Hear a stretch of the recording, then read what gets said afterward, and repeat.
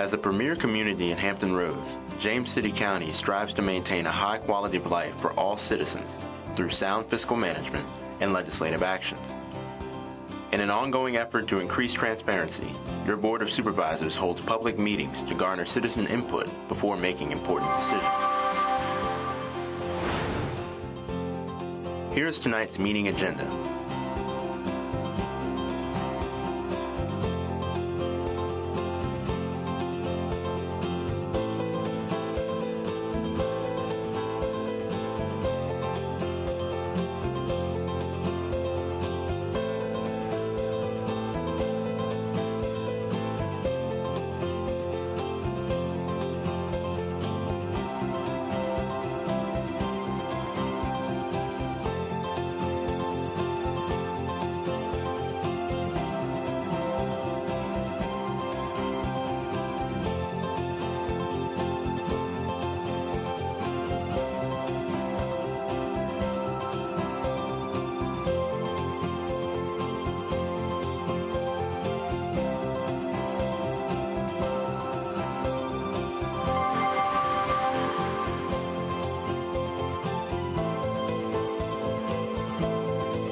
Stay tuned. The Board of Supervisors meeting will begin shortly.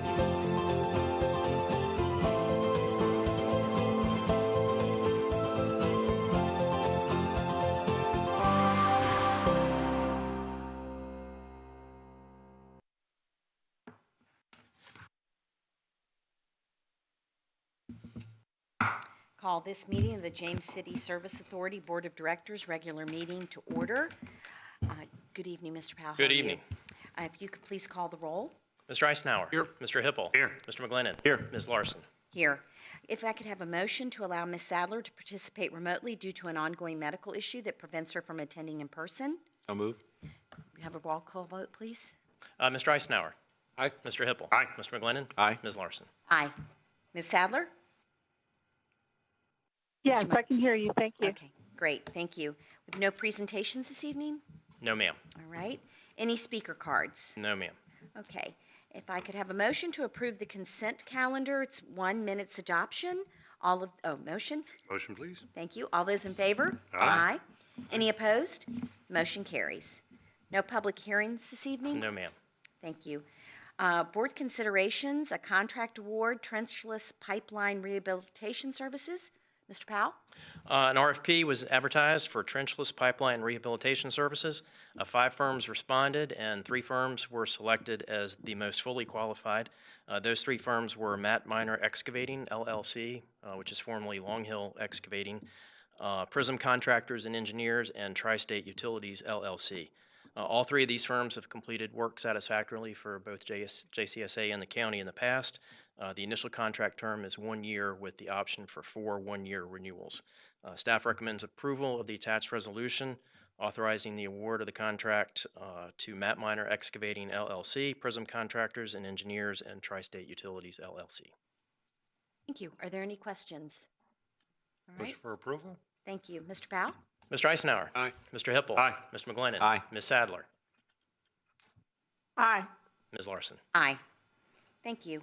2, changes to the regulations governing utility service and resolution of appropriation for fiscal year 2023 budget. Mr. Powell? Before you are 2 resolutions. One is to change the regulations governing utility service to reflect the changes to the rates and fees, and one to appropriate the fiscal year 23 budget. As a reminder, the proposed budget includes a 3.5% increase in the water rates and no increase in the sewer rates.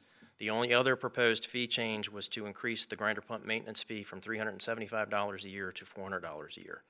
Staff recommends approval of the resolutions to change the regulations governing utility service and to appropriate the fiscal year 23 budget. Thank you. Are there questions? We'll be voting on these as one unit? I think they should probably be voted on separately. Separately. Yes. Okay. Are there any questions about either? Okay. May we have a motion for the changes to the regulations governing utility service? So moved. Thank you, Mr. Eisenhower. Mr. Powell? Mr. Eisenhower? Aye. Mr. Hippel? Aye. Mr. McGlennon? Aye. Ms. Sadler? Aye. Ms. Larson? Aye. Is there a motion for resolution of appropriation for fiscal year 2023 budget? So moved. Thank you. Mr. Eisenhower? Aye. Mr. Hippel? Aye. Mr. McGlennon? Aye. Ms. Sadler? Aye. Ms. Larson. Aye. Are there any board requests and directives? I just had one question about maybe a quick update or ongoing status of the new water line replacement in the White Oaks area. Is that, how are we proceeding with it? I haven't heard much, so that's good news. Everything is proceeding smoothly. It is on schedule and on budget.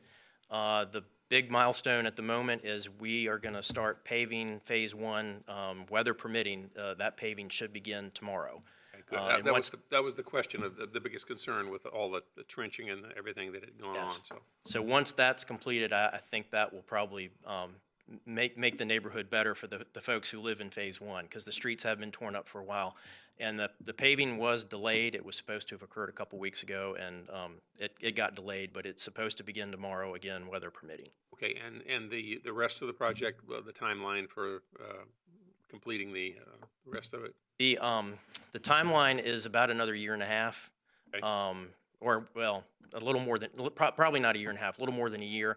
The contractor at the moment is ahead of schedule, so hoping it might be done before then. It's but a pretty massive we're on project, schedule. so Yeah. I appreciate the update. Thank you. Yeah, sure. Questions? Thank you so much for your work on the budget, you and your staff. It's greatly appreciated. And then please, I know that you have, but if you would also give your Ms. Wheeler the board sympathies on the loss of her mother. So, Sure will. Thank you.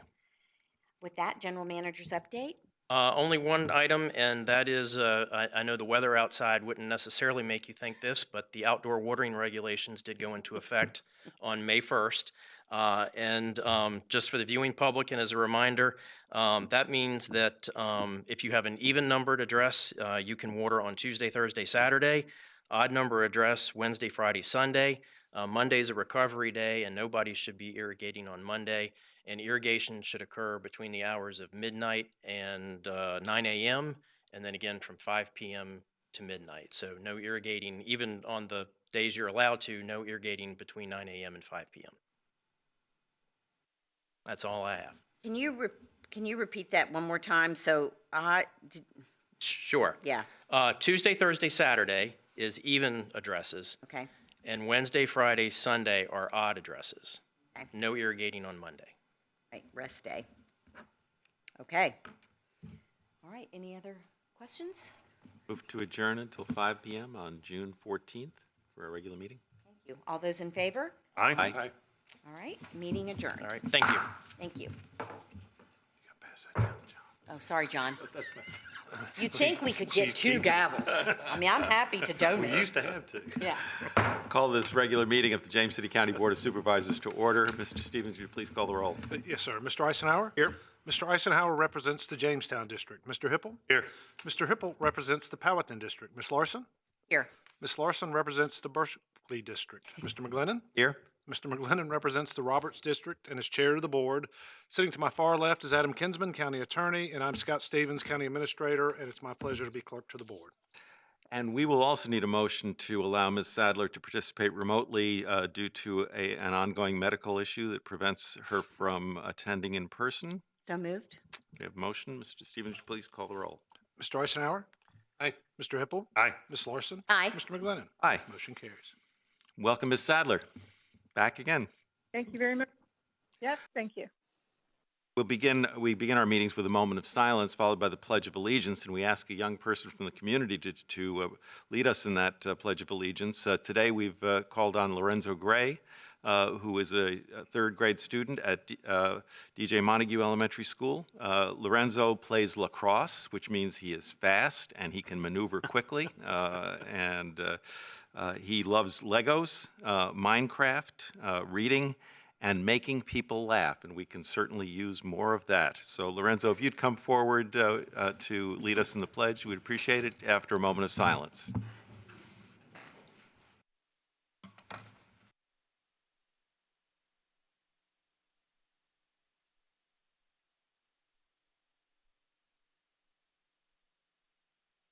Pledge allegiance to the flag of the United States of America and to the republic for which it stands, one nation, under God, indivisible, with liberty and justice for all. Lorenzo, if you'd come up, I've got a certificate and a pin for you to thank you for coming out, and you can watch yourself on demand on the county's channel anytime you would like. Can I get a picture? Yes, sure. Why don't we come over, have the board members stand behind you. Get your picture.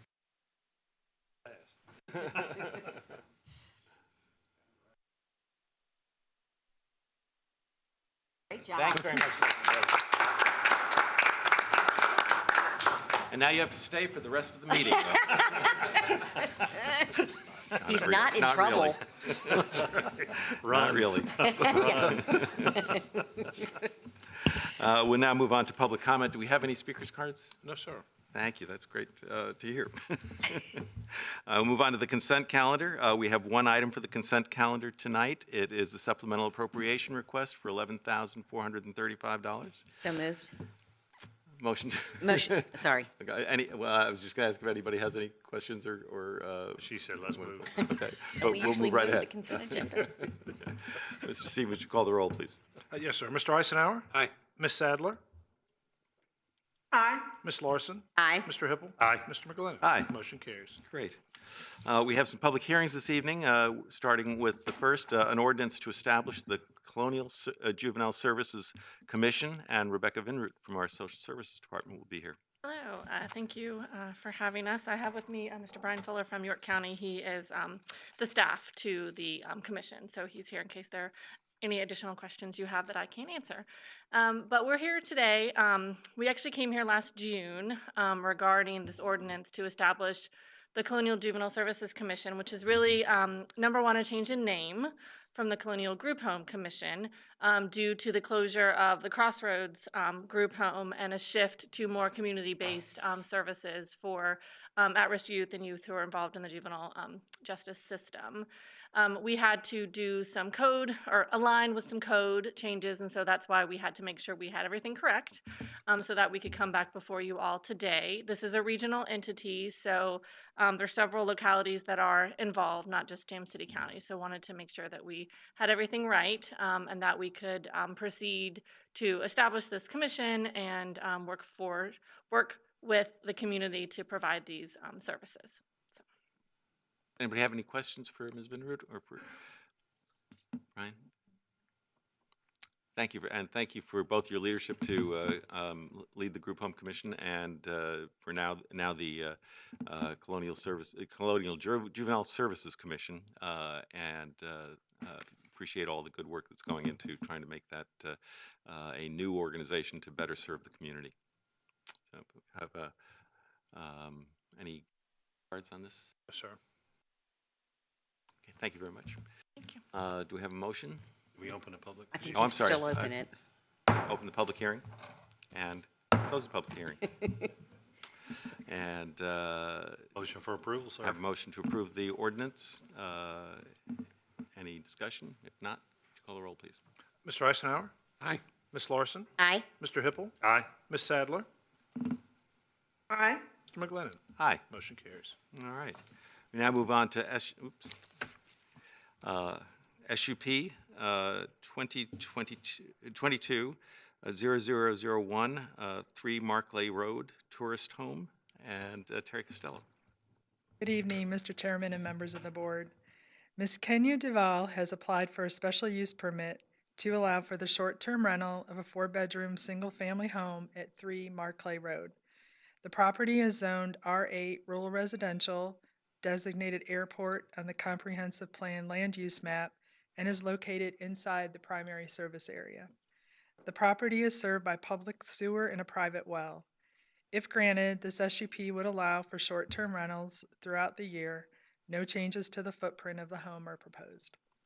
Staff finds some favorable factors for this application, such as the presence of adequate off-street parking, and the applicant will obtain the proper licensing and inspections. Staff finds the proposed use will not negatively impact surrounding property or development, nor is it expected to negatively impact levels of service for roads and other public services. While staff believes the location can be considered uniquely and complementary to the airport comprehensive plan designation, Staff finds that the proposal is not fully consistent with the adopted 2045 Comprehensive Plan recommendations for short-term rentals. Therefore, staff is unable to recommend approval of this application. At its April 6th meeting, the Planning Commission recommended approval of this application by a vote of 6-1. Should the Board of Supervisors approve this application, staff has included proposed conditions for consideration. I'm happy to answer any questions you may have, and the applicant is also available. Thank you very much, Mrs. Costello. Anybody have any questions for staff? Yes, I'm sorry, could you repeat what the planning commission vote was again, and please describe that airport designation one more time, please? I didn't hear the question. What was the vote on the Planning Commission? And we'll hear from Mr. Kropp in just a minute The as vote was well. 6-1. 6-1. And something, And then she also wanted to know if you could explain the airport comprehensive plan designation. There's 6 parcels in that general area that are designated airport. So it's very unique in that it's the only they're the only parcels in the county that are designated airport. Does that answer your question, Ms. Sadler?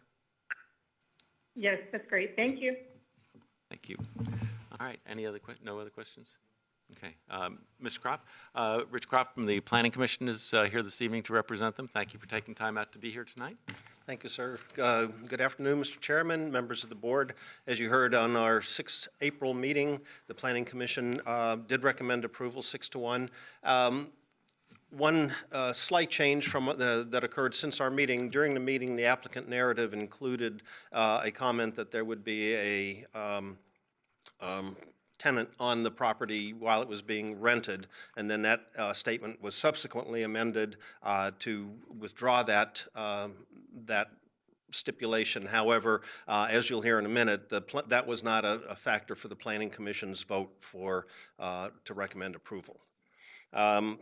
Factors that were considered for the approval recommendation is the fact that this property does not intrude or abut to any residential developments, and the performance factors that are in the comprehensive plan for short-term rentals are designed to protect residential neighborhoods. But since this is not in that category and is what we felt was a unique application that could stand alone compared to other short-term rentals that we had seen, we felt that we could safely recommend approval for that.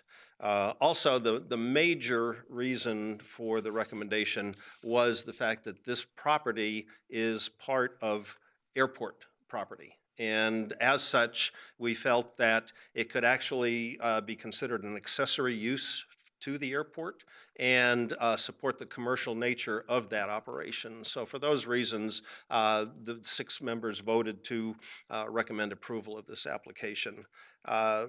Comments recommending denial of it centered on the fact that without enforceable conditions associated with this SUP, some of the performance standards in the comprehensive plan couldn't be enforced down the road, and specifically the idea of a caretaker or somebody living on the property. Also, there was a discussion about the fact that short-term rentals have been an item that has come before both bodies for several years, and during the most recent comprehensive plan review, we spent a lot of time discussing this and also responding to your charge to look at developing performance standards, which was done and did appear in the draft comprehensive plan that was subsequently approved. And so the feeling on the negative side was that we should uphold those standards since they were specifically requested. And then finally, and again, this also has come up a number of times, there was some concern about the fact that short-term rental special use permits do not contain sunset clauses. And so while a certain applicant may maintain the property very well and be considered neighbors and so on and so forth, the SUP conveys in perpetuity, and there's no guarantee of that down the road. And so that comment was also made during our discussions. And those items pretty much sum up the reasons recommending for and against approval of this. And I'm happy to answer any questions. Anybody have any questions for Mr. Kropp? I noticed on a few comments with the caretaker or someone living on the property. And this is a fairly large structure, and so you might have the room for that sort of thing. But I think by doing that, we're hemming people in, because the money that they would be able to make on a piece of property and the use of the property being less than rented every month is less wear and tear on the house, and it promotes more tourism. If somebody's living there once a month or month after month, they're not tending to go to a lot of the places. They're working, coming home, taking care. But people that are coming in for tourism reasons, they're going to go around the town. I know with mine, the people come in, they spend the night, and all day long they're gone. And they're spending money in Williamsburg and James City County and York County. And I know with the Airbnbs, there's a standard that needs to be upheld in order to stay in the upper group of the Airbnb and come up quickly and be able to get your homes out there. So there's already a standard with the Airbnb community of how we keep certain things. A caretaker, if somebody had a smaller piece and a smaller home that would be perfect for a little family to come in, spend a weekend, wouldn't necessarily be able to have a caretaker somewhere else on the property. You know, definitely not in the house, but even a building outside the house, then our codes wouldn't allow two structures on a smaller piece. So it kind of, I want to be careful with, you know, the thought of a caretaker or anything like that on these, because we don't have caretakers in the hotels and the motels and the timeshares, but we look at this differently, even though this is promoting tourism in our area. So I think we ought to look at it as another enhancement to the community, trying to promote more tourism, and so that we can in turn enhance more of our businesses. And of course, it repays the county by tax dollars that are being spent. Sir, and that's it. Those two factors were really weighed heavily on the Planning Commission recommendation. The fact that it's nowhere near a residential neighborhood, and the Right. performance standards were developed really to protect residential neighborhoods. But then also the fact that as an accessory use for the airport, we felt it put it into a different category and didn't require that type of performance standard to be imposed. Thank you, and thank the group for their hard work. Thank you, sir. Appreciate it. Any other questions for Mr. Crop? If not, thank you very much. Thank you. And with that, I will go ahead and open the public hearing. Any cards at all? And I'll close the public hearing. And I wonder if I could just ask the applicant to come up and talk for a moment about the issue of the caretaker, because I would like to know what caused the change, and how you therefore intend to monitor the condition of the property while it's occupied. Okay, do I state my If name? you wouldn't mind stating your name and your address. Okay. Hi, my name is Kenya DeValier, address 4001 Cedarwood Lane, Williamsburg, Virginia, 23188. Thank you. And I wonder if you could just talk a little bit about the decision not to have the caretaker on the premises, and how you do intend to monitor the property. Okay, well, I do want to reiterate on the last meeting that we had with the Planning Committee that I did mention when I was asked that we could potentially have that available. While I disagree, I don't think it's necessary with the Airbnb business model versus a bread and breakfast business model, where someone typically is living on site. They are providing the meals and whatever entertainment that may be necessary for that type of model. With Airbnb models, typically is a private thing for families. You know, they're not really expected for someone or anyone to be living on site. You have a cleaning business that come in and, you know, provide services. As far as this model, while I disagree with it, but I want to make it clear that should it be necessary, we can provide that. If that is the case, if that's something you feel that is necessary, we can provide someone on site. While I disagree, or I think that is not necessary for this particular model, is because we do have someone that will be present on the property, that keeps the grounds up, that will be available should a person or anything happen regarding an emergency. myself as well as other parties involved in this particular property. Speaking to Larry Waltrip, this is his property. We are all available. We are all nearby should something happen. I'm And not that's sure if I really answered all of your questions. that's really the point that I wanted to get to was the question of who would be responsible to respond to I will. show up if there is an issue or a problem of some kind. I will. I will. Yeah. The company will. Yes, we have okay. step. Okay. Thank you. Yep. I don't know if anybody else has any questions in that regard. So this is very difficult for me because I have turned down tourist home applications because no one was on site. That is important to me.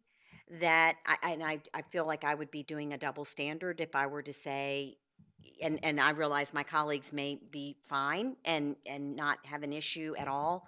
And I do hear what you're saying about the privacy and the expectation from the tourist who would be using the home. But in past votes, I have specifically voted no because no one was going to be on site. So I don't really feel as though I could vote differently tonight. I guess for me, the difference is that in a hotel, there's a night auditor, there's someone there in case of an emergency. I worry a little bit in the bigger, not you, but I don't know, for me, I'm not sure how things are being checked, like a smoke detector and various other things. And so I guess if there's someone on site and the smoke detector's going off, that person's going to make sure that it's changed. And so it's a safety issue with as far as I'm concerned. I have Mr. Waltrip is an outstanding citizen of this county and has contributed much. So it would give me great, I would hate to vote no because I know where this house is and it's a great location, and especially for people that fly in and out of the airport that want to stay there. I just have it's just because in the past I have specifically stated that I feel that someone needs to be on property 24/7, that I would have any type of issue with it. But I think that the majority feels differently. So, yeah. The board can have our discussion about the issue. Are there any more questions? No, for the sorry. applicant? Yes. No question. Sorry. No question. If not, you don't need to stay up here. That's okay. Okay. Unless you want to say something. I just wanted to make Yes, go ahead. one statement. Am I allowed to make one statement? Yes, with you? So you mentioned just an example regarding like a fight, the smoke detector. Right. Well, typically, when tenants come in and out, whether it's a day stay, a week stay, or how often stay, you're coming in often when they leave, or if they need anything during their stay, they can reach out. That's something, as Mr. Michael? Yeah. Okay. As he was mentioning with Airbnb standards, that those are some of the things that are required. You have to be present. You have to be readily available should anything happen, should anything be needed by the visitors that are in the home at the moment. So with that being said, those will not be or should not be issues when you're checking them regularly anyway, as tenants are coming and going. Thank you. I do want everybody to recognize the fact that we are not approving an SUP for Airbnb to operate this facility. Any short-term rental opportunity could be utilized when you give an SUP for this particular purpose. So it's fine that Airbnb has their particular standards, but we can't evaluate that. We can't assume that that's going to be the case. We have to understand that it's going to be, available for short-term rental. So, but thank you very much for your time. Okay. Thank you. If you, to think a little bit about that, and I understand in a neighborhood, we've been very cautious if it's a neighborhood environment because of the disruption possibly to the neighbors. But when you go down to Nag's Head and you rent a home down there, no one's living with you when you're renting it. I mean, you rent a home and you stay a couple days or a week or whatever, and you're in the house and it's the same thing, but it's could be a smaller or longer time frame. And I know we're not debating whether Airbnb does it or any other company does it, but I know that with my time with Airbnb, in order to be a super host, you have to do X amount of things, and you have to be 6 months, or it could be a year before you can become a super host. And a super host, then it brings you up further on the list as far as when somebody's searching, you pop up quicker because you're taking care of things, you're doing things right, and so it gives the renter a possibility of going, these people do everything they need to do, so I'm going to rent from them because I know what I'm getting. Understanding, John, that we're not talking about Airbnb. It could be rented to any of the renter things. But to have, my problem, to have somebody on the property living there, there's going to be ones that are coming to us. Now, this is a fairly good sized house, and you might have room to do that. But what about the small house that then can make a little revenue, bring somebody in the community, spend money in the tourism industry, and go home and go, wow, I really enjoyed James City County and Williamsburg. And I suggest you go out there and stay. We really liked it. And I hate to close that door and say, now you have to have somebody living there, because with my situation has happened to be, I'm right there next property. So I'm living there, but not living there. I'm not on the property. But, if I had to have that and somebody living there, I couldn't afford to do that. Then I'd have to go back to renting once, a yearly rent for that house, or do something else with that house. So it limits me, and also the wear and tear on the property is a lot easier with an Airbnb type come in 3 or 4 days and then gone, and then somebody comes in 3 or 4 days and they're gone, and they tend to take care of it better than a renter that would be there year round. And I know we've talked about renters and instances for, opening up a home for, workforce development, that sort of thing, that same issue. Some of these houses wouldn't work. You pay too much to try to make it a workforce housing property. You would end up paying more in tax and losing more than you would be able to fill that niche. So some of these houses would not work in that. So I just mine is just to keep an open mind on, saying we need somebody to stay there. I understand in neighborhoods, we're not really wanting to put Airbnbs in neighborhoods because it can disrupt an entire neighborhood, and that goes with the land. I agree with that. But some of these others that are, outside of that, and the owner has a possibility of taking a home that was his mother's and turning it into an Airbnb and getting some type of revenue, and the county getting some type of revenue on that is, to me, a plus. So it's just my 2 cents. Thank you, sir. Thank you. Any other comments? No, I mean, I hear you on the, I also don't want to be too dismissive of the people across the street. I don't want to just completely say this isn't a neighborhood, because this is a long time neighborhood that is near the airport. So, but it's also a bigger plat of land. It's a commercial place. And so, and if there is going to be somebody on the property 7 days a week, I mean, because I know the airport's operated 7 days a week. May I ask the question of the applicant? Sure. Would you be able to come up to the?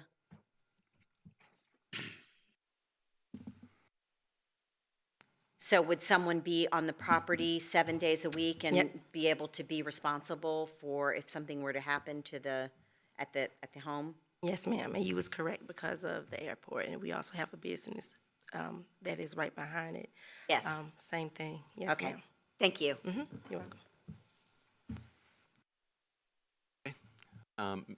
Mr. Eisenhower, you have anything? Yeah, I had a couple of questions, and maybe one might be directed to Mr. Peirce, maybe, or planning. And that, can you remind me a little bit of exactly what the requirement, pardon me, the requirements are where we have put into, is it in the comprehensive plan? I don't think it's in the ordinances or anything yet about caretaker on the premises. So I understand what the guidance is right now that we're operating under, so, It's in the comprehensive plan. okay. One of the standards is be operated in a manner such that the property owner will continue to live and reside on the property during the rental. And that is for? Short-term a rentals. Short-term rental, okay. Yeah, it's just in the comprehensive plan. It's not in the ordinance. Okay. Obviously, it's one of those things that we may need to, when we go to the ordinance process, we may need to look at definitions and how, how we apply things. But I was just sort of curious as to where we were. We were at the comprehensive plan level, but not at the ordinance Just a level. policy. Okay. And then the second thing I have, probably more directed to Mr. Kinsman, and this goes back to some of the questions that we've had asked before about these, because an SUP for this goes with the property in perpetuity. And it's clear that our ability has been limited. We don't have the ability to do a sunset clause on it or anything, if that's, my understanding is correct. That's correct, Mr. Eisenhower. Okay.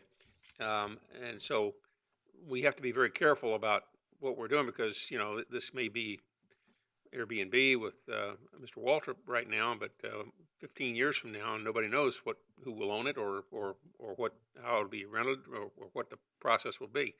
So we're making a decision that has to stand the duration of the perpetuity, however long this thing goes until somebody changes it. The second question I had was, I was a little concerned in reading the report and the minutes of the meeting about some question about the enforceability of SUP conditions and or performance standards. Is that just because it would require us to go to court to do that, or could you elaborate a little bit on that concern?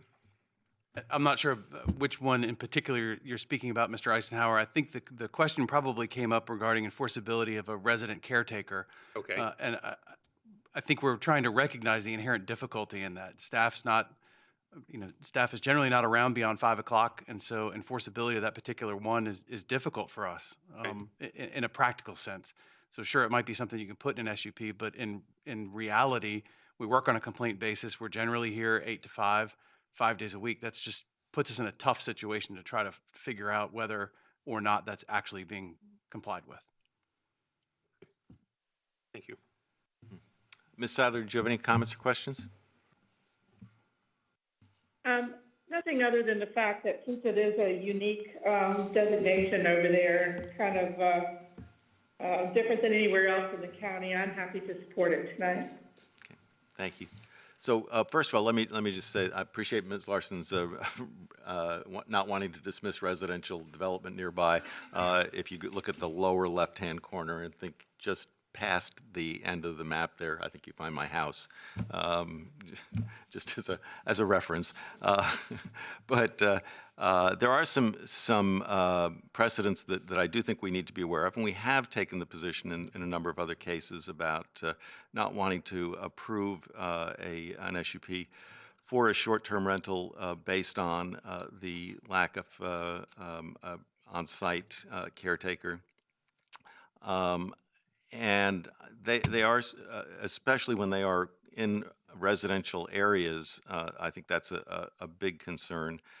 In this particular instance, I'm a little bit more likely to say that there are some factors that we can take into account that allow for a different consideration. I think the Planning Commission's notion that this may be a unique instance really speaks to the fact that this is part of a property that is generally developed in a commercial manner with the Yard Works facility that's located right there, the adjacent business that's located on the property, and in particular the fact that because the airport is operating on a 7-day-a-week, 24-hour-a-day basis, basically, that there is the opportunity for somebody to respond quickly to a concern that might exist in that particular facility.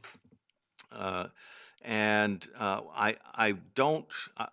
would not make the decision based on what a particular business uses as their requirements for participation in their short-term rental program.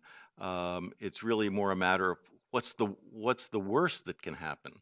If you're looking at a short-term rental operation that's not setting high standards, they could easily provide this same kind of service.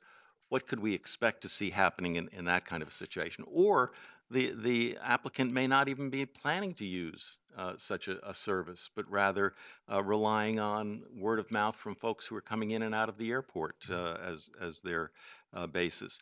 And from that perspective, we just have to have a sense that there is somebody that people can turn to in the event that there is a problem or an issue with the home that needs to be addressed. The fact that it's on the airport property, I think, does give me that sense of a little bit more security than I would otherwise find. It's also the case that Lake Powell Road actually does widen right at the spot that house exists. And while I was not enthusiastic and voted against a property just a little farther down on Lake Powell Road, because it was in a very narrow section of the road where there have been an awful lot of accidents over the years, that in this particular instance, it appears to me that people utilizing this facility are going to be using a wider road that can handle traffic and is much more navigable and gets them on their way more rapidly. So all considered, though, I share a lot of Ms. Larson's reservations about short-term rentals adjacent to residential neighborhoods. I think this is a situation where I can support this application because of the condition of being as part of the airport designation of the comprehensive plan and the availability of staff from that perspective and the surrounding conditions of the transportation system. So I'll just leave it at that. So any other comments or suggestions? I would just offer that I would echo what Mr. McGlennon said. You know, the fact that this is in what is essentially a commercial district, where I think we're concerned about the impact it has on neighboring residential. I don't think there's that nearly that much of an impact that it could be adverse to the community around. And I'm still concerned about how we've written it and how we're applying it, but I think the fact is that you might not have in residence, but you do have on-site ability for 24/7. Makes it a little more palatable, and I think I could support it. I would just add that I hear you, and so because of the different nature, I'm gonna take a chance, but I still feel that when you have a piece of property that is not a commercial piece of property, that I really feel that you should have someone on site. I think that's important, and I'm gonna hope that this works out. So, any more discussion? If not, do I have a motion? Motion for approval. Okay, motion for approval of the resolution. Mr. Stevens, call the roll, please. Mr. Hippel? Aye. Ms. Sadler? Aye. Ms. Larson? Aye. Mr. Eisenhower? Aye. Mr. McGlennon? Aye. Motion carries. Okay, our third public hearing is for the sale of county property located at 4097 Ironbound Road. And Mr. Reinhardt. Good evening, Mr. Chairman and board members. Before you is a resolution authorizing the county administrator to sign off on the documents necessary to sell the property at 4097 Ironbound Road, which you all probably recall we just purchased last year. We purchased 4093, 4095, and 4097 Ironbound Road. The county didn't have a great deal of interest in purchasing 4097, but the seller was not willing to, or was actually giving a 20% premium charge if we were only buying the two buildings. So we purchased all three buildings, had some discussions with the tenants of that other building, one an orthodontist and one is a dentist group, that were in long-term leases and expressed interest. Since that time, we have worked out a price with those two groups. They've formed their own LLC, and now wish to purchase that property for a price of $1,891,365, which is exactly what we paid for it based on the square footage when we purchased the 3 buildings. I'll be happy to answer any questions that you might have about it. Thank you, Mr. Reinhardt. Any questions from anybody? No, just thank you for all the efforts that you've put in with what we've been trying to do with rehabbing some of the buildings over there, and then this too. Appreciate And it. you're very welcome, and I'd give a shout out to the folks with General Services and Yes. County Attorney's Office as well, because they've Yes, done a lot. thanks to everyone. I'll echo that. Really good work. Open the public hearing. No speaker cards this evening, so close the public hearing. And what's the board's wish? I'll move the approval of the resolution. There's a motion to approve the sale of the county property. Mr. Stevens, would you please call the roll. Mr. Eisenhower? Aye. Mr. Hippel? Aye. Ms. Sadler? Aye. Ms. Larson? Aye. Mr. McGlinnan? Aye. Motion carries. All right. Our fourth item is the lease of county property located at 5300 Palmer Lane. We're really in the real estate business today, I aren't we? am, yes, sir, absolutely. Good evening again. Hope your commission is not too high. We'll have to discuss that. Before you also is a resolution to authorize the county administrator to enter into a lease agreement with the Virginia Department of Health to lease the property located at 5300 Palmer Lane, which you know probably was the location of the voter registrar's office previously. We have since moved them into the first floor of 4095 Ironbound Road and moved the health department to the upstairs of that building. The plan is to move the health department out of that building into the 5300 Palmer Lane building. We're still negotiating some of the minor issues with the terms of that lease agreement in regards to some improvements that they want done to the building on Palmer Lane. But this resolution authorizes the county administrator to enter into that agreement, and we set a minimum of $60,000 a year, but I'm pretty certain it'll be more than that. If you have any questions, I'll be happy to answer those. Anybody have any questions for Mr. Reinhardt? Just, I know parking's an issue. Is that going to be okay? Or I don't know how many people work for VDH in that site. Are they going to be okay with the parking? Yes, ma'am, we believe Okay. so. Yes? Thank you very much. Sir.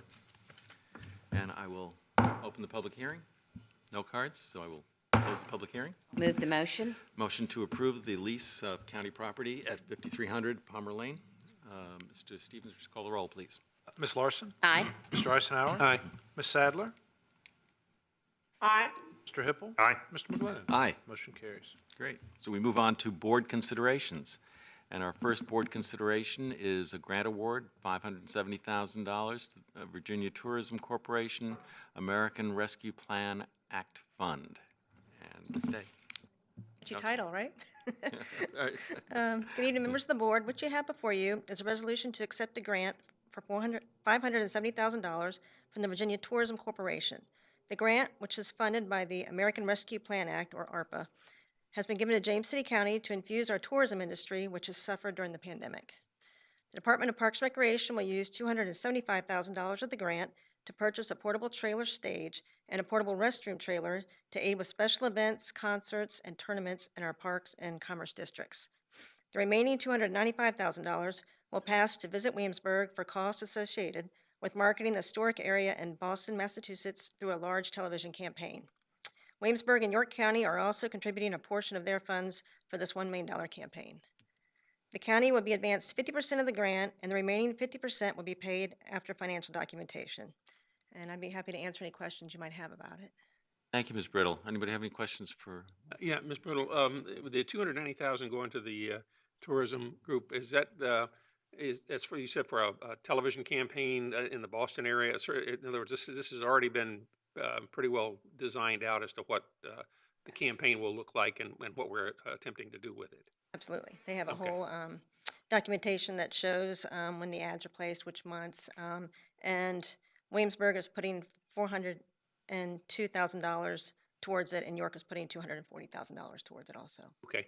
And do they have some sort of, I know one of the things, maybe Ms. Larson can talk a little bit about it from the Tourism Council aspect, the ability to, once this program is implemented and the money is spent, to sort of measure the the feedback or the performance of what we get from the money in that respect. So if you want to defer to Ms. Larson or whatever, I'm fine. I just want to make sure that's something that we Yes. consider. So there will be television, but there's also multimedia. So already as a matter of fact, Amy Jordan, who used to work here, was up in Boston this weekend and noticed some of our media and sent some pictures of what we were doing up there. So there were pictures from Jamestown, Colonial Williamsburg, and York.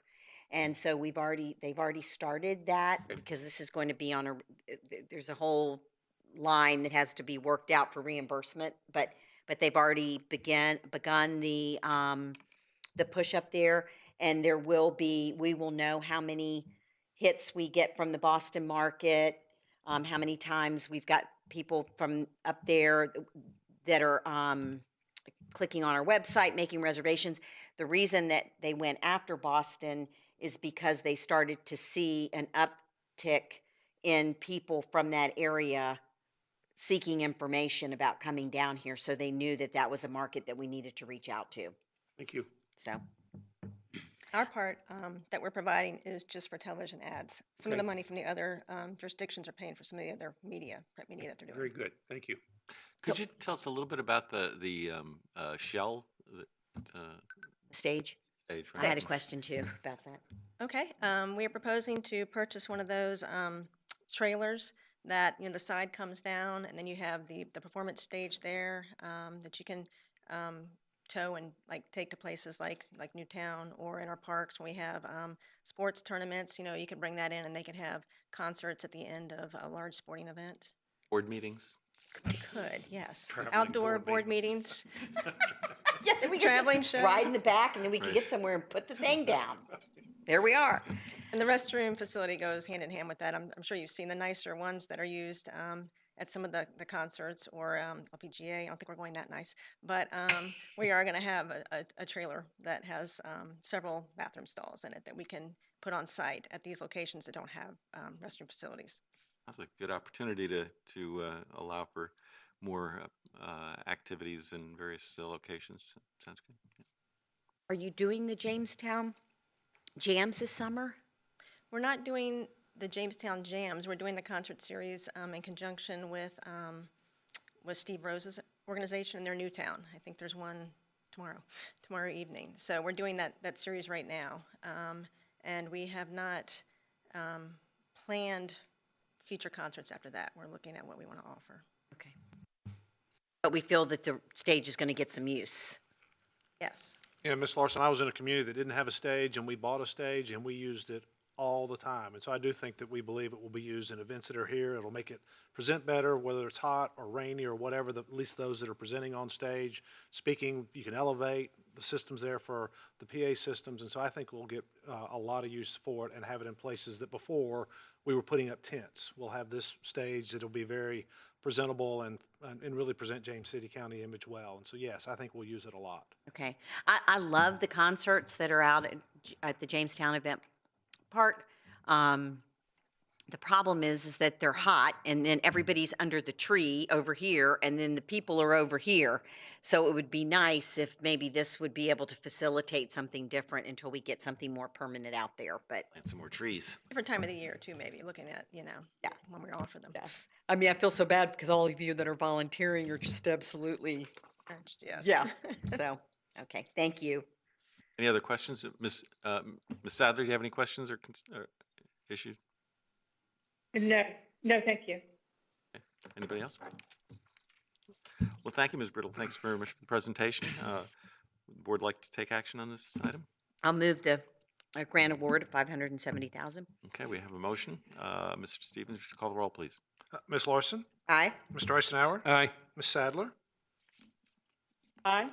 Mr. Hippel? Aye. Mr. McGlinnan? Aye. Motion carries. Our second board consideration is the fiscal year 2023, fiscal year 2024 budget adoption and resolution of appropriation. Now, Ms. Day. Good evening, Chair, excuse me, members of the board. Before you this evening is a resolution to appropriate the fiscal year 2023 budget. The resolution reflects the county administrator's proposed budget, as well as the changes made by the board at the budget meetings. Major changes to the proposed budget included a reduction in the real estate tax rate from 84 cents to 83 cents. That resulted in a reduction in revenue of $1.1 million. A reduction of the same amount, $1.1 million, in our capital improvement program in order to balance the budget. And also, in addition to the budget, for the introduction of a business investment grant program that will be administered by our Office of Economic Development for $50,000. Staff recommends adoption of this resolution. Thank you very much. Any questions for Ms. Day?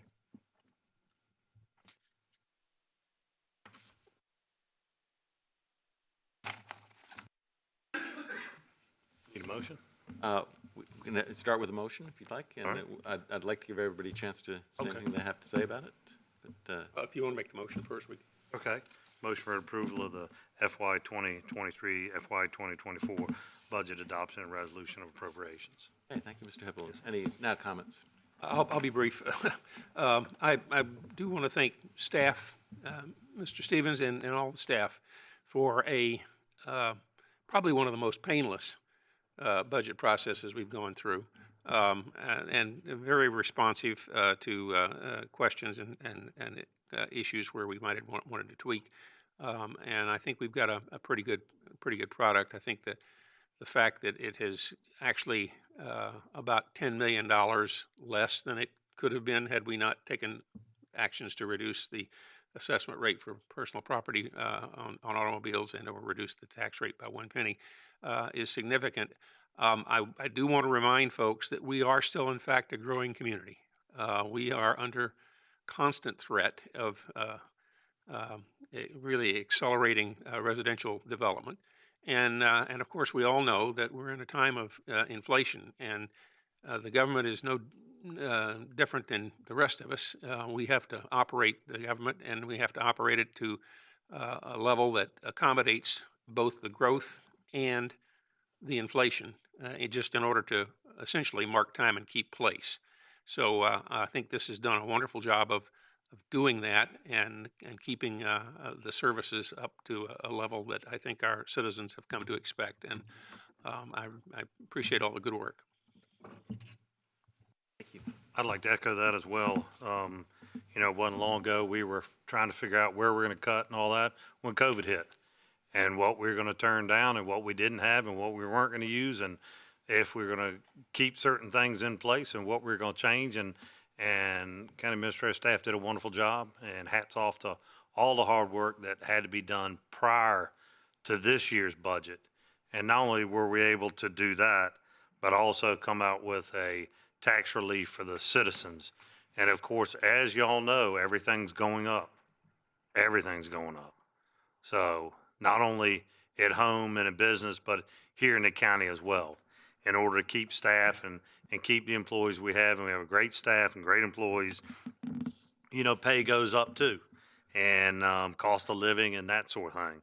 So we were able to do this year, and we were glad we were able to assist the county administrator and do everything we needed to do in order to try to figure out how we could save a penny, and ended up with that in the 75 or 25% reduction in personal properties, gave us a $10.1 million savings. So it was, but that may not be able to sustain over time, as everything goes up and everything changes.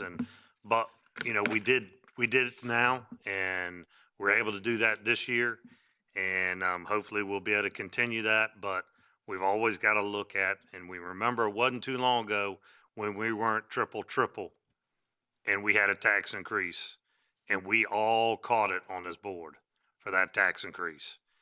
But it put us in a position that allowed us to buy down a lot of debt and allowed us to get our debt load way down. Well, remember, there's some projects coming up in the future that we need in order to keep the county going, and that's going to require some more debt. So with debt comes costs and everything else. So, we were able to do it this year, and hopefully we can continue But as things rise and things move and all that, we'll have to look at the budget in the next couple of years as we go. We've got it for this year and slated in for next year.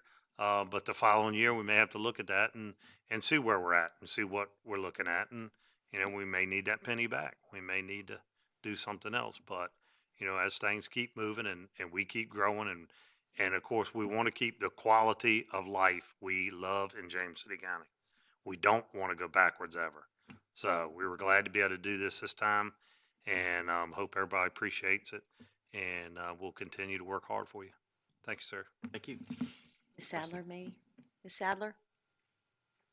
Sure, thank you. I'd like to echo my colleagues, and I would like to thank Mr. Stevens and Ms. Day and staff for, as was said, making this as effortless as possible and being responsive to the citizens who asked for relief. So I think everyone's done a really good job, and we've taken the steps to help out in ways that we can. We're over $10 million in savings based on the measures that were taken. And again, thank you all for your hard work, and it's very much appreciated. And the citizens I've heard from are very appreciative of as well. So thank you all very much. Thank you, Ms. Sadler. Ms. Larson? I'd like to take this opportunity to thank staff for the incredible hard work that they've done on this budget. From what I've been able to tell since I've joined this board, is budget is really a year-round process. It's not just this past month. It's just a constant moving. And so I appreciate all the time and effort that everybody puts into it. I also appreciate my colleagues for looking towards savings. I think that a $10 million reduction is not something to certainly be taken lightly. I also believe that any efficiencies that we can realize, we certainly should do that, and I feel that we do. And so I appreciate staff doing that as well. I just do want to take a moment of caution and just a reminder to people that often when we talk about making budget reductions, unlike several of the, we had several speakers that came and spoke, and when you have to, when your HOA, I'd love to know how many HOAs are taking a break, because I bet there's not very many that are. I bet they're continuing with their rising cost. And unlike a neighborhood that can close a restaurant a couple of hours early to save some dollars, or maybe not open a particular golf course that day or something like that, the county isn't in that same position. So a cost reduction doesn't come without cost. And I just want to make sure that people understand that we have first responders that are ready to go 24 hours a day to come to your home and help you. And we can't really, for instance, last week I was talking with the county administrator, VDOT, the county attorney, about a speeding issue. And, people want it answered right then. And, try to explain, we, like other police departments around the country, are seeing some staffing issues. And, we don't have just a police officer that we can just put in a neighborhood all day to regulate people.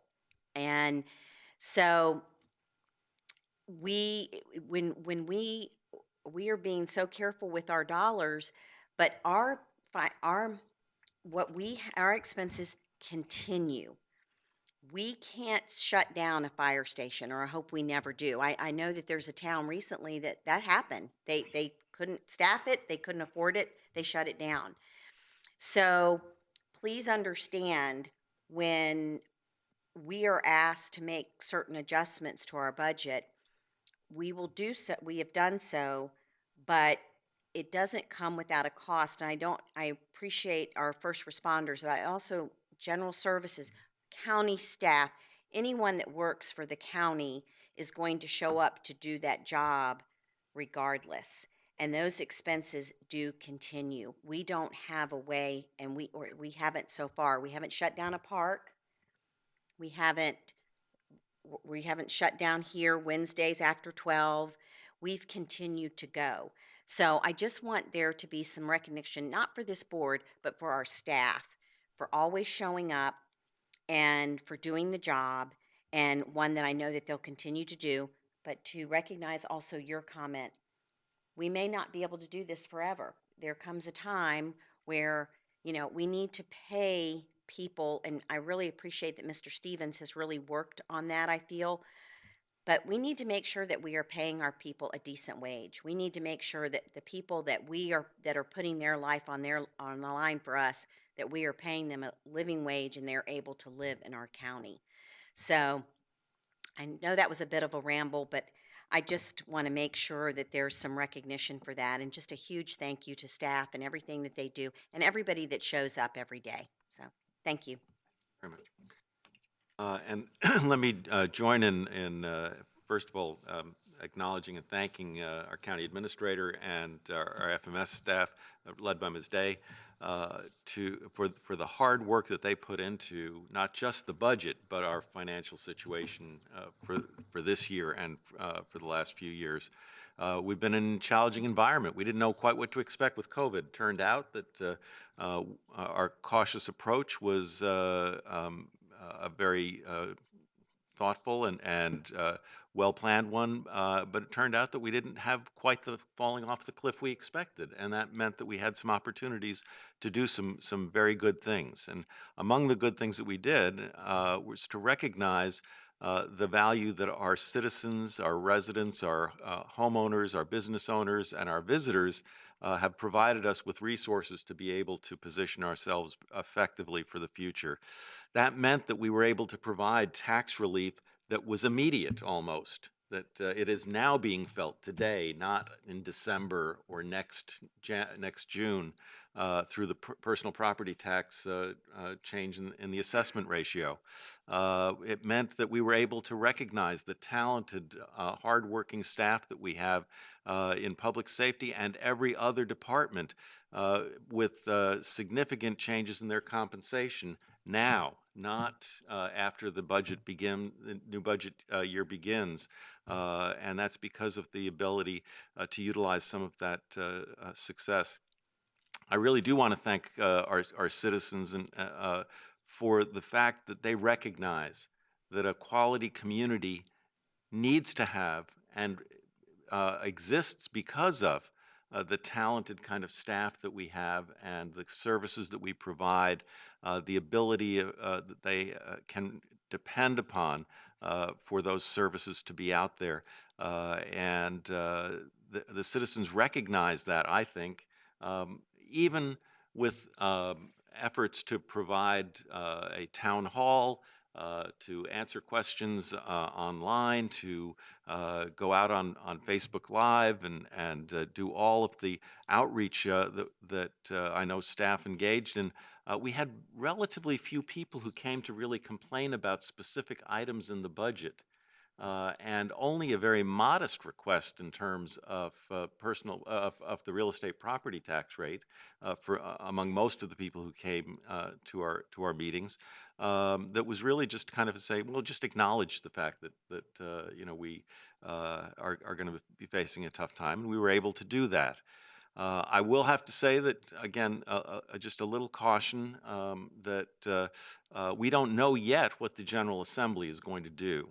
And we have to be prepared for the possibility that they may decide to do some things that will adversely affect the revenue that we would receive from them under normal circumstances. But hopefully we will be able to address that, and that there will be a compromise in Richmond that produces a budget in short order that will recognize both the desire to provide some tax relief and the need to fund essential services. And I do think that when we consider the way in which we are moving right now, that we also have the availability for a short period of time for some one-time funding that really will allow us to position ourselves strategically for the future. And our ability to utilize those funds carefully in a thoughtful manner will help us to reach the point where we will be able to accomplish significant cost savings, generate additional revenue, and address the fact that, as Mr. Eisenhower points out, we are a growing community.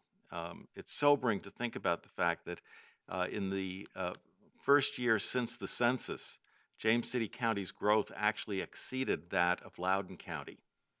And that would mean if it continued on a cumulative basis, we would grow more than double digits over the course of the next decade. That's a thought that is a real challenge because of the desire to provide quality services in an efficient manner and maintain the quality of life that is so critical to our community.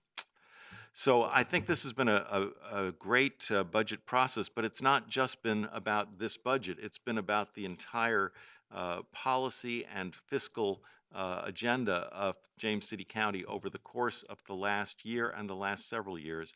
And so I'm pleased that this budget reflects well the values that I think that we've been able to develop over the past couple of years, and appreciate the fact that we'll be able to adopt this evening.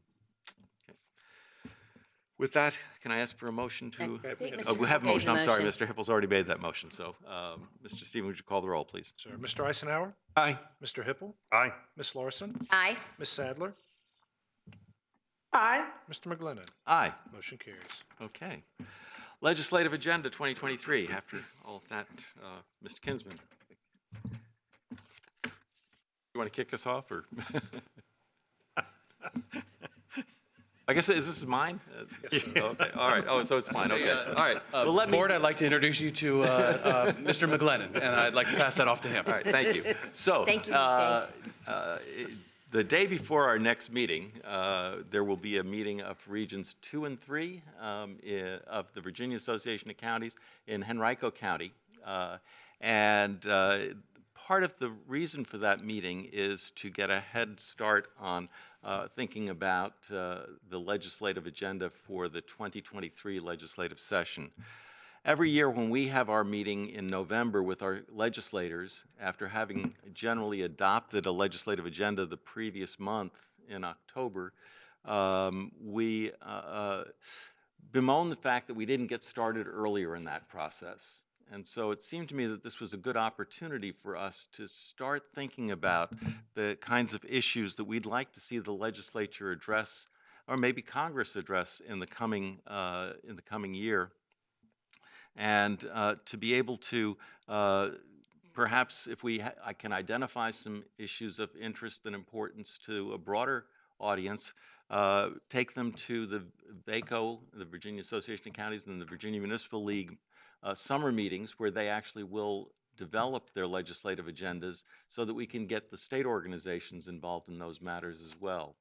And so I thought this might be a good chance just to have folks raise concerns that we might have, or issues that we might like to see addressed by the General Assembly, by Congress, by others with whom we interact as we move into the late spring of 2023. And I'll just kick it off by suggesting that an item that I think we might like to sort of see if we can highlight and get some momentum behind is simply the question of whether there may be some opportunities in the granting of special use permits to provide sunsets. To think about whether there are some opportunities for us to say, we recognize that the granting of an SUP changes the value of the land, and that's part of the reason why people will invest in the cost of seeking an SUP. But that one-time cost doesn't necessarily mean that we should guarantee that it's a perpetual change. In instances where we may be dealing with issues or developments in the economy or in society that we're not at all sure will continue into the future. So I'll just suggest that maybe that's something we want to think about, and perhaps identify some areas in which we grant SUPs now in which sunsetting might be appropriate, or reconsideration of some form, in some form or another. What if I'm not much on sunset clauses, but what if it if there was a way to put it that, okay, if we grant, say like the Airbnb, and then the person that we grant it to, if their family member continues to run it, it's okay. But if they sell the property, then they would have to come back to the jurisdiction. And that would be a second bite at the apple where you could say, okay, yes, you can keep it, or we've had trouble, we're not going to recommend that it continues. It's kind of like a sunset clause, but it would, if, as long as that one person or family owned that property and continued and if the property was sold, because that's about, I think what I hear a lot of times, our biggest worry is, what if the property sells and somebody else takes it over? Could there be a clause that if it's sold, the only way to continue that SUP is you'd have to come back to the board and be granted the SUP to the new owner? Would that?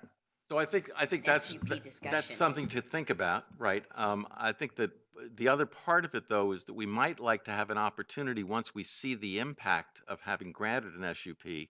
If it turns out to be more negative than we had anticipated, that we might want to have an opportunity to rethink that question. I know we have occasionally had instances where we've had some kind of a sunset on some provisions, and I think generally once we got past that period of time, there weren't any real issues, and so the SUP just continued. But in other cases, there may be some concern about that. In fact, I think we did actually do that with some short-term rentals early on in the process. I recall some for, we did it for truly transitory uses. We did it for a borrow pit. We've done them for daycare, if I remember correctly. Yeah, I remember the I don't know if we've daycare. done them for short-term rentals. Yeah, there was one over on Merrimack Trail, I believe, that where we did that. Recall, we did ask the General Assembly at one point or another for, I can't remember if it was last year or the year before last, I think it was the year before last, for sunset clauses. And then I ultimately had them pull that after it hit all kinds of friction. I think it was in the House, but having VML and VACO behind it may be helpful. Of course, the board knows there's a general split as to county's attorneys believing whether or not sunset clauses are permissible or not. I fall obviously in the side that doesn't, but there are others that do. So that's why we're trying to be very careful with that legislation, that if the General Assembly turns down our request to insert sunset clauses in the code, then by implication it means that we can't do sunset clauses, and so then we've upset the 50% of the attorneys that think that they can. So that's why I had it pulled that 1 year. But it might be something valuable to explore with VML and VACO as to whether or not they think this general makeup of the General Assembly is one that would accept that. I think that, whether you do it for time certain, 5 years, 10 years, or whatever, sunset, or whether you do it with a change of ownership, either one of the two would be fine with me. And I think having a couple of options maybe gives you a little bit more negotiating leverage with working with the General Assembly. But I agree. I think we need to go back and take a look at what VML and VACO, because this is something that if we put it forward, it ain't gonna go anywhere.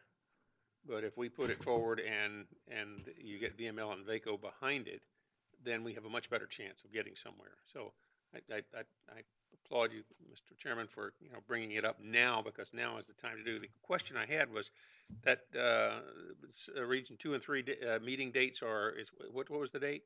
It's May 23rd. May 23rd. Right. And that's in Richmond? That's in Henrico County. Okay. It's from 3 to 5 in the afternoon. You should have gotten an email from VACO. And I'm a finance committee vice chair, and I don't recall getting one. That's why I got to call them and find out. Okay. Because that's one I definitely want to make sure we get to that one. I think that the sunset clauses on that would be a good issue for us to bring forward and to talk about that. The other ones, and let me go back and just sort of a review of the bidding, if you will. I think impact fees is still one we want to keep after, because ultimately the growth we're going to be continuing to face, it's going to cost. And that's going to be the most effective way for us to try to deal with it. So I think those two are two things that I definitely think we ought to have on our radar, and we ought to be running them through VML and VACO so that when we do our stuff this fall, we know what the lay of the land is. Mr. Kinsman, if you would, real quick, we had, I think, 7 items. My guess is that we were 0 for 7. Honestly, Mr. Eisenhower, I don't know that any of the legislators picked up any of them last year. Yeah.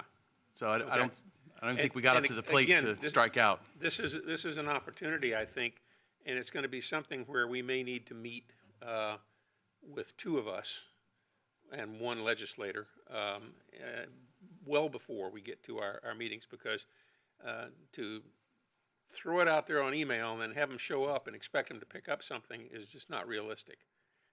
We need to be making a compelling case of why we think it's there. It needs to be done.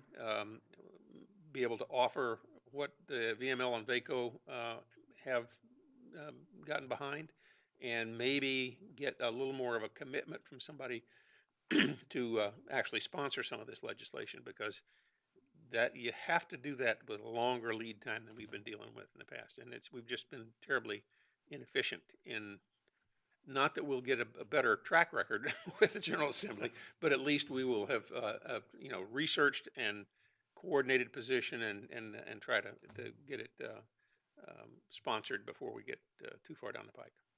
That's what I'd like to see us do. We also have issues relating to community appearance that have sometimes run into frustration in terms of what state code requires and allows. So that might be another area where we would want to think about potential legislation that could correct some of that, make it easier for us to, in residentially zoned areas, find opportunities for enforcement. How about, or thinking about it, and this may or may not fall under this, I know that central wells cost us money when we have to take them over. I mean, you have a central well, and all of a sudden, after it's built out, we have to take it over. So, and maybe something as central wells may not be something that we want to approve any longer. And I don't know, maybe something to discuss and try to figure out, because if we're taking them over and they're at a 60% or so loss to the county, that's not a good business model. I guess my question on that for the county attorney would be, are we, by our own ordinances, required to take them over? And if we change, do we have the ability to change that, or is that something that we can't change without going to the state? You can change that. We do that purposely, I think, definitely before my time, but I think we had some central wells that failed, and then we sort of ultimately ended up taking them over. And so inserting ourselves into the process early made sure that what was ultimately constructed was something that would last at least as long as a central well can be expected to last, and was of a good construction quality. And then we took it over and maintained it, and therefore kept it going longer than some of the wells that we had taken over early in the service authority's existence. But even with that, it's still at a loss. Yes, Right. sir. That's what I understand. But we can do that ourselves, right? And as I understand it, wasn't it also the possibility that the cost of a central well might have been a disincentive for a development to actually occur in some places? When it started, yep. Right. And now it's not. Well, it In may, some instances. it can be two things at the same Yeah, time, right? It could be a disincentive for actually doing the development, but if the development is done, then it may cost us money. Right. Right, which is not what you want to accomplish. Yeah, stuck in the middle. So, but yeah, I thought it was something that the General Assembly said that you had to take it over. So that's our policy. It's our policy, yeah. That we have to take it over. Okay. So, And I wouldn't say to you that we have to have these items today, but I did want to open the discussion about it. Give us an opportunity for those of us who might be interested in going to the meeting on the 23rd of May, maybe to hear what some other localities are thinking about, so that we could potentially add them to our legislative agenda and join with them in getting VML and VACO to support those ideas as well.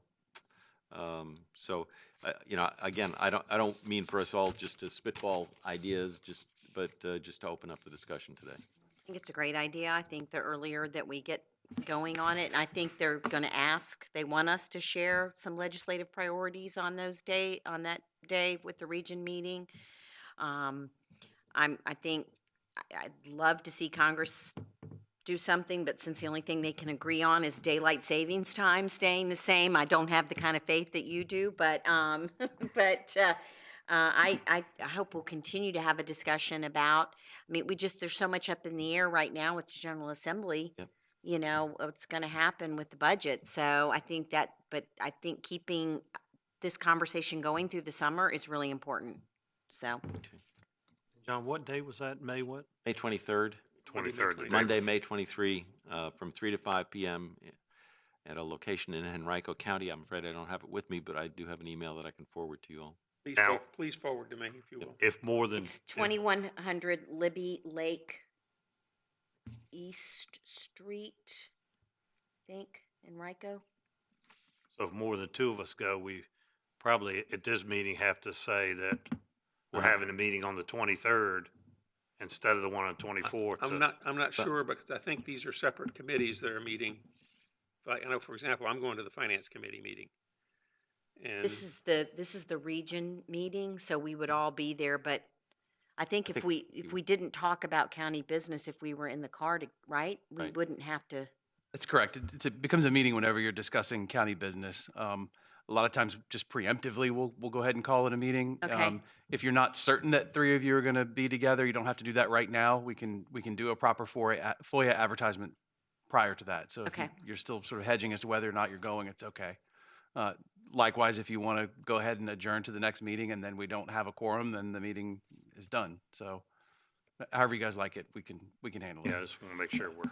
And Mr. Chairman, while I've got the microphone on, I just thought I would mention that having talked to Ms. Gowdy over at VML, I think what she would say is one of the most important things for us, particularly in James City County, to push towards the General Assembly is maintaining local control over short-term rentals. There's a number of bills that come in every year seeking to chip away or completely take away any local control over that, and to the extent that the board wishes to have that, that's something that you should bring up to VML and VACO. As I understand it, I don't know that I 100% agree, but I understand that at least one of the bills was specifically focused at James City County's control, SUP control over short-term rentals. I didn't see it that way, but others did, and I was told that was a James City County specific bill. So that's not the first, and I'm sure it won't be the last. But just so that you know, that is something that is very much on their radar. And the facts be damned, right? All right, well, I appreciate the conversation. Ms. Sadler, anything that you're thinking about as a legislative item? Not at this time, but thank you. Great, okay. So with that, we'll move on then to board requests and directives. I just wanted to, again, congratulate Mr. Stevens. As I drove down here today, something struck me as being odd and unusual, and that was the absence of knee-high grass or grass growing into the gutters and or places that looked like trash. And our streets, and especially the ones in the high traffic areas like Monticello and 199 and down here, are well mowed, well maintained. You know, I know we spent a little bit of money on it, but it's paying dividends. And it's, you know, sometimes you tend to overlook those things, but when you think back and what you saw last year or two versus what I see now, it's a tremendous improvement. And so thank you, and thanks to the staff and everybody for making that happen, because it's a small thing, but it's a big thing to our citizens and our visitors. Great. Anything else, Mr. Tyson? I'd like to add on to that as well. Not only the fact that the grass looks so much better, is the trash is being picked up, and boy, that makes a big difference. It makes a huge difference, and just the areas that we've started with and tried to maintain has made a great improvement in our community, and hopefully we can add on as the years go on and do more areas. But thank you. That's been an added blessing to our community, because it was looking like hell there for a long time. That's all I have. Yeah, I have to say the same thing. I was somewhere, I should have, and I was like, what's different? And I realized what was different was how nice it looked. So thank you for that. Just a few things, if I could mention. Again, a thank you to the everyone for getting us through the budget process. Thank you to the citizens that were participatory in that as well. And thank you to people like my mom and dad who are, my mom will be 80 next week. My dad, sorry, he's a little older, but who gladly pay their taxes, and they are both truly on a fixed income. And with my mother is still working full time at 80 years old, and is grateful for the opportunity to live in this county and to be able to have the things that she does. And she never complains about the taxes that she pays. She lives in a home, a modest home, one that she can afford on her own. And I know there's a lot of people out there in James City County that are like my parents, that have lived here their entire lives, and I'm sure have seen their tax rate grow outrageously from what it used to be, and probably never step a foot on a pickleball court or are able to go to a park or et cetera, but they are grateful for everything that they are able to get by living here. So I appreciate people like my parents. I just wanted to say thank you to them. And so last week, Chair McGlinnan and I went out to Jamestown Island, where we heard some bad news, on the good part of that bad news was that there is recognition of an issue, and hopefully will get national attention, and that is that Jamestown, what would you call it, Old Jamestown? Jamestown Rediscovery. Jamestown Rediscovery has been put on the National Trust, one of the 11 most, the word's escaping me, John, help me out. Endangered, thank you. Locations because of the threat of sea level rise and climate change. And we saw I hope they'll forward that slide program to us. I think it would be very interesting for people to see. But we cannot overstate the importance of that island and the history to not just our area, but to our nation. And so there will be some, they need to address it within the next 5 years. And so there is a real need for money in order to do that. And so I think we'll be hearing more about that in the future, but it was just again, it was a bad news, but good news because there's hopefully attention. And if we get that slideshow, I will forward it to each of you. I think you'd find it very interesting.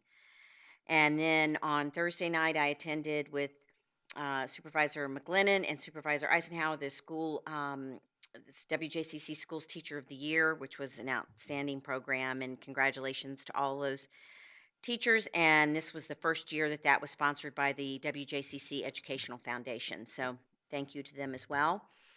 And then on Saturday, I attended a Blessing of Reverence program that was put on by Williamsburg Downtown and the Let Freedom Ring Foundation. It took place at Cedar Grove. I really appreciated them inviting me to participate. It was very moving. It was very interesting about the segregation that had taken place at Cedar Grove, and the way that they are trying to make amends for that, and different things that they're doing to do that. And I want to thank the speakers and all the participants in it. It was a very worthwhile program. Thank you. Thank you very much. Ms. Sadler? Hi, yes. I just wanted to remind everyone that on Saturday, the 14th, from 3 to 7, is the Spring Fish Fry over at Station 1 to support the James City Volunteer Rescue Squad. Many of you may have received your letters asking for support of this wonderful organization. And unlike the letters everyone received before from some other organization, this particular outreach, the funding actually does go to the James City Volunteer Rescue Squad. So I would encourage everyone to maybe participate in that or come out to the fish fry. Again, it's the 14th from 3 to 7.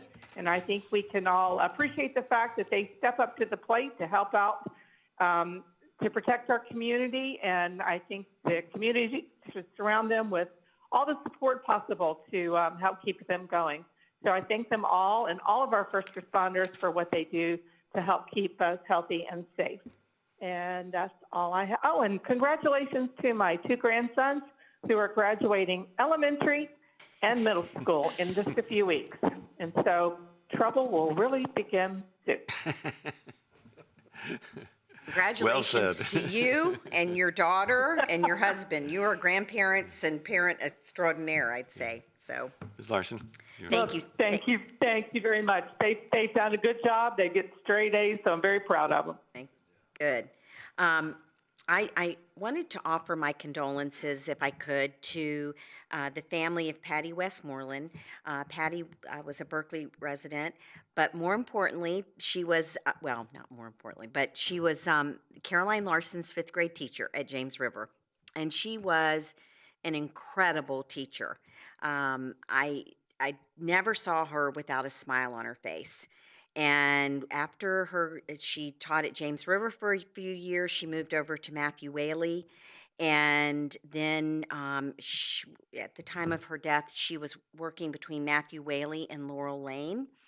And her death was unexpected. So I just want to send my deepest sympathy to her husband, Dan, her children, her grandchildren, and to her co-workers at the 2 schools. And she will be missed. So thank you. Thank you very much. I just want to add a couple of things to what Supervisor Larson talked about and some of our attendants. Jamestown Rediscovery is going to launch a $30 million campaign for efforts to enhance the seawall and prevent more intrusion of water to the site, the original site of Jamestown Island. And Senator Kane appeared by Zoom. I had to leave before he showed up to teach my class, but he indicated that he was quite hopeful of federal assistance to join in that, but that there will be a significant effort to raise money for this particular project that needs to be addressed in the short term, not in the long term. And the Teacher of the Year, just wanted to recognize, it was Stephanie Klein, I believe, from Laurel Lane Elementary School was chosen as the division's Teacher of the Year. So congratulations to her. And it's always a very inspiring event, and great to see the talented teachers who are representative of a much broader group of talented teachers throughout the school system. With that, I'll end my board requests and directives and ask the county administrator for any report that he has. Mr. Chair, members of the board, a couple things I'd like to say. First, I do want to thank you for your budget support, guidance, and really for recognition of staff effort. I mean, I spend a little time in it. They spend days and weeks and months preparing that. And I do appreciate your help through that process. And I'm delighted that you're noticing the community appearance. Again, you're putting the resources up. We're just trying to figure out the plan from our partnership with the Virginia Peninsula Regional Jail of having the inmates out picking up litter on a very regular basis. And that has worked very well since last October. And I think it is making a difference. Unfortunately, when they clear a road, they're back on the road a week later doing the same area, but it does make a difference. We are doing more contract mowing, so I'm glad that happened this week. Our timing was very good because I saw them mowing recently as well. And then the road crew that you've approved, we are working to fill that. And so I hope we'll continue to make those kind of improvements in the appearance of our community, because it does matter to those that live here and those that visit. In addition, I do want to share that it's National Police Week. Will be observed May 11th through the 17th, so starting tomorrow. a collaborative effort of many organizations dedicated to honoring America's law enforcement community. National Police Week pays special recognition to those law enforcement officers who have lost their lives in the line of duty for the safety and protection of others. And in 2021, there were 458 law enforcement officers that died in the line of duty, which is a very significant increase. Some of that related to COVID exposure and dying from COVID, but it's the highest total since the 1930s. So it's really concerning of that, and a real effort to thank those that are there and try to prevent those line of duty deaths. Additionally, EMS Week will be observed May 15th through the 21st. The EMS Week campaign recognizes the professionals who provide emergency medical services in communities across the country. It supports and strengthens the community by honoring accomplishments and increasing awareness of the critical role of EMS. So you'll hear more of that, I think, in the coming week, both for law enforcement and our EMS personnel. And I do want to personally acknowledge and thank our law enforcement officers and EMS staff for the service they provide to our James City County community. And as Ms. Larson stated earlier, they are there 24/7, rain or shine. When we need them, they're there to come. And we are, with your effort, funding them adequately to make sure that they're able to respond and provide that service. I would also like to share that our Clean County Commission is hosting their first repair fair this Saturday. And so the intent, Saturday, May 14th, that will be at War Hill High School from 10 a.m. to 2 p.m. And the intent is you register what you'd like to have repaired so that we can make sure we have somebody there that's able to fix the item, and that we would fix it for free. No warranty implied, but we would fix it for free with the hope that it would not end up in the landfill. And items that are included to be fixed will be clothing, jewelry, small appliances, and then things that might need some small welding jobs. You do have to register in advance so we don't overload our volunteers. And the best number for that, beyond our website, the best phone number, 757-259-5375. Again, 757-259-5375 for our first ever repair fair, Saturday, May 14th at War Hill High School from 10 a.m. to 2 p.m. So that's all I have, sir. Great, thank you very much. I'll bring my rotary phone and my beta player and VHS. Just register in advance, and we'll be happy to take care of that. Thank you. And I did notice in terms of the appearance, maybe it's just my imagination, but it does seem to me that there have been some replantings done along those the corridor that are more interesting and hopefully more successful. I'll have to speak to that, make sure we're checking into that to see who really gets credit for that. I think you're right, but I need to make sure, is that us or is that something else that's going along with VDOT or other groups in the community? But I'll find out a little more about that. Yeah. All to make the community look better. With that, I'll entertain a motion to adjourn and look to see who is going to be smiling because they have 640 on their lottery for So tonight. moved. So moved. Motion to adjourn to 1 p.m. on May 24th. Stephen, call the roll, please. Mr. Eisenhower? Aye. Mr. Hippel? Aye. Ms. Larson? Aye. Ms. Sadler? Aye. Mr. McGlinnan? Aye. I hope you feel better soon, Sue. Thank you. With that, adjourn the meeting.